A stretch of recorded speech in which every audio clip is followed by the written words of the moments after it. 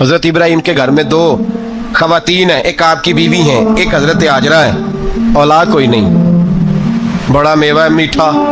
घर वही आबाद होता है जिसमें बच्चे रोते हैं, घर होता ही वो है जिसमें बच्चों की चंचनाहट होती है, भिन बनाहट होती है। हजरत इब्राहिम ने एक बच्चा रोते हुए देखा तो आंखों में आंसू आए, कहने लगे रब्बी हबली मिनस सालिहीन, या अल्लाह मुझे भी नेक औलाद अता कर। हजरत सारा ने सुन लिया, कहने लगी इब्राहिम शायद मेरे बतन से तो आपको नसीब नहीं, हाजरा से निकाह कर लो। नाबे हाजरा से निकाह हुआ। अल्लाह तो बड़ा बेनियाज है। रब करीम ने हजरत इस्माइल जैसा खूबसूरत बेटा अता फरमाया। बेटा काला से आप भी हो तो सीने की ठंडक होता है, पर ये तो वो बेटा है जिसकी पेशानी में नूरे मुहम्मदी चमकता है सल्लल्लाहु अलैहि वसल्लम। हजरत सैयदना इस्माइल इतने खूबसूरत, अब जिस बीवी के यहाँ बेटा था बैठना उठना भी ज्यादा उसके पास, आना जाना भी उसके पास, तवज्जो उधर हो गई। जनाबे सारा रश्क करने लगी। एक दिन कहने लगी इसे छोड़ आ जंगल में, वादी गैर ज़ीज़र मक्के के पास। भाई एक बेटा आलमे दीन बना लो। कहने लगा रोटी कहाँ से खाएगा? तेरे 5 बेटे हैं, को हाफिज़ कुरान बना, कहते रोटी कहाँ से खाएगा? बच्चा भी कहता है मैं कहाँ से खाऊंगा। हजरत इब्राहिम अलैहिस्सलाम तो चंद महीने का बच्चा छोड़ आए, तो कहाँ से रोटी खाई हजरत इस्माइल ने? कहाँ से खाई उनकी अम्मा ने रोटी? भूखे मर जाते हैं ये सारे। मैं बड़ी जिम्मेदारी से कहा करता हूँ कि जितनी खूबसूरत रोटी अल्लाह करीम दीन के खादिमों को अता करता है शायद किसी और के नसीब होती हो, लेकिन हम लोग तवज्जो ही नहीं कर रहे। हमारा शौक ही नहीं बन रहा, हम ये मेहनत ही नहीं कर रहे कि कौम को मुस्तनद उलमा की जरूरत है। इलाकों के इलाके खाली हैं, इधर हमारा मिजाज ही नहीं बन रहा, तवज्जो ही नहीं दीन की खातर। और फिर चले बच्चे तो बात की बात है ना, जो भी खुद जवान है वो भी तो ये दुआ। एक साहब मुझे कहने लगे मैं दुआ मांग रहा हूँ अल्लाह मुझे बेटा दे तो मैं उसे दीन पे लगाऊंगा। तो मैंने कहा आप ही बूढ़े नहीं हुए, आप खुद ही लग जाएं। बेटा तो अभी आएगा तो लगेगा ना, तो आप तो इस वक्त है तो आप तो पहले लगे ना साहब। 2 घंटे तो निकाल के आए, दीन सीखने को काफी है। आप इतनी लंबी सोच रहे हैं कि बच्चा आएगा तो बड़ा होगा तो वो जाएगा तो देखी जाएगी। अभी तो आप हैं तो आप तो आओ। हजरत इब्राहिम ने बच्चा वहां छोड़ा। यहाँ से जो उम्रा करने लोग जाते हैं ना, जो हज करने जाते हैं, उनको पता है कि वहाँ दुनिया की हर नेमत मिलती है, फिर भी डबल ट्रिपल पैसे लोग जेबों में डाल के जाते हैं। हजरत इब्राहिम जब वहाँ लेके गए तो कोई इंसान नहीं था, पानी का कतरा नहीं था। 2 किलो खजूरें, एक मशकीज़ा, बीवी को थमाया। हमारे घर में हजारों चीजें पड़ी हैं, लेकिन वो जो तवक्कुल है ना वो खत्म हो गया है। अल्लाह देगा, हलाल हलाल पे कनात करे, जायज जायज पे भरोसा करे, रब करीम अता करने वाला है, वो मिजाज खत्म हो गया। हजरत सैयदना इब्राहिम अलैहिस्सलाम 2 किलो खजूरें, एक मिशकीज़ा पानी का दे करके और वहां बिठाया आपने अपने बच्चे को और अपनी ज़ौजा जनाबे हाजरा को, और बिठा करके ये वापस पलटने लगे तो हजरत हाजरा सलामुल्लाह अलैहा ने आवाज दी, कहा इब्राहिम किसके सहारे पे छोड़ के जा रहे हैं? जहाँ आबे जमजम का कुआं है ना, जो लोग गए हैं जिन्होंने सफा मरवा की सही की है, सफा मरवा से बाहर निकले ना, सरकार की विलादत का मकाम है, उस जगह पे आबे जमजम का कुआं था। वहां हजरत सैयदना हाजरा को बिठाया, कोई चीज नहीं, कोई दरख्त नहीं, कोई खेत नहीं, कोई पानी नहीं, कोई कुआं नहीं, वहां बिठाया और बिठा करके निकलने लगे तो जनाबे हाजरा फरमाने लगी इब्राहिम किसके सहारे पे छोड़ के जा रहे हो? कहने लगे अल्लाह के सहारे पे।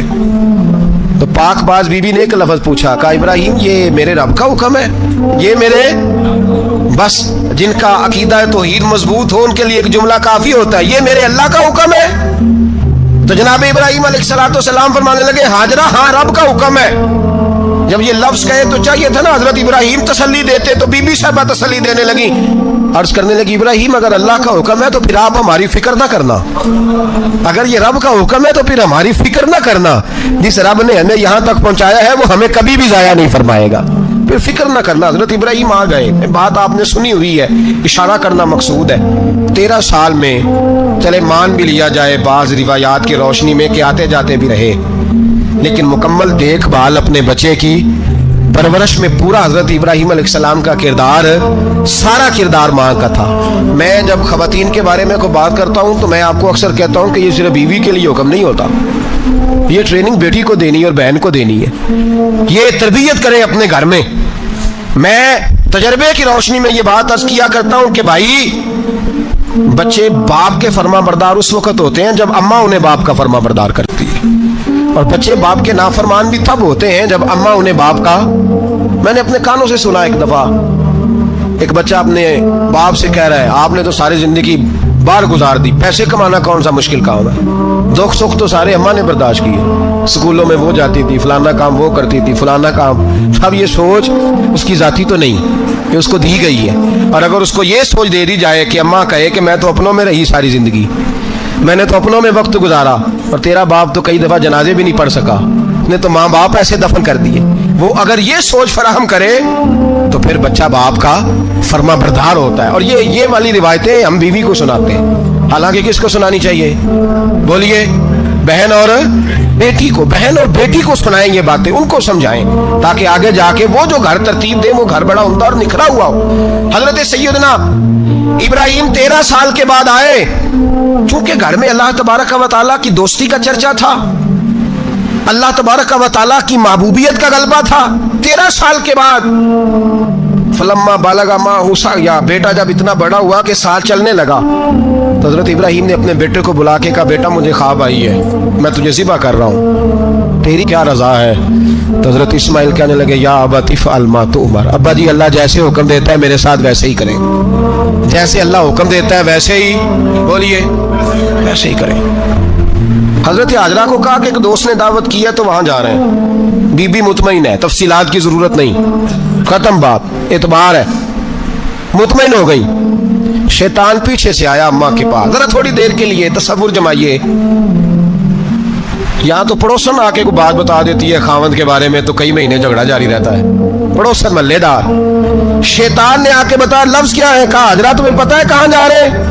کہا دوست کی دعوت میں. تو کہنے لگے دوست کون ہے؟ رب کریم. اور ابراہیم کا خیال ہے کہ اس رب نے مجھے حکم دیا ہے کہ میں ذبح کروں. تو حضرت حاجرہ کہنے لگی کبھی باپ بھی بیٹا ذبح کرتے ہیں؟ شیطان کہنے لگا ان کا خیال ہے کہ ان کے رب نے حکم دیا ہے.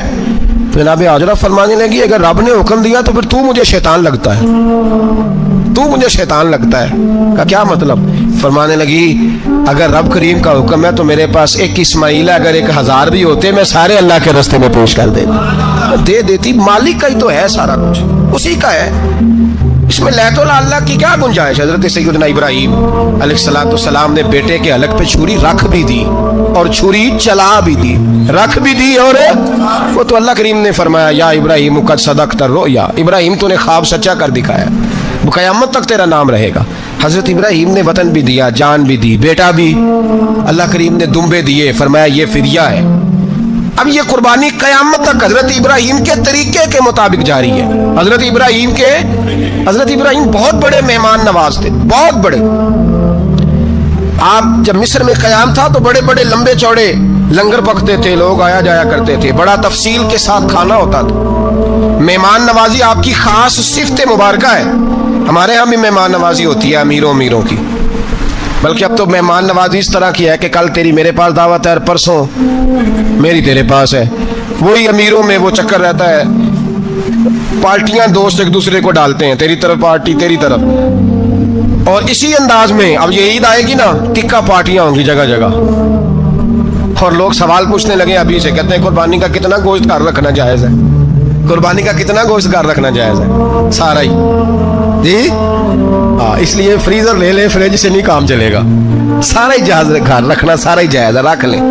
او خدا کے بندے, قربانی وہ بندہ دیتا ہے جو سارا سال ہی گوشت کھاتا ہے, صحیح کہہ رہا ہوں؟ قربانی صاحب نصاب صاحب استطاعت بندہ دیتا ہے نا, تو وہ سارا سال ہی گوشت, تو سارا گھر میں رکھنا بھی جائز ہے, لیکن سارا دے دینا بھی.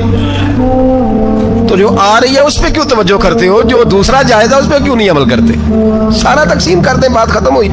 یقین کریں محرم میں جا کے دوست ٹیلی فون کر کے سوال پوچھتے ہیں, کہتے ہیں صاحب سنا ہے قربانی کا گوشت محرم میں کھانا جائز نہیں. میں کہ نہیں, ربیع الاول بھی جائز جی, رجب رمضان تک کھاؤ, کوئی بندہ نہیں منع کرتا, اس لیے کہ کسی کو دینا تو پسند ہی نہیں.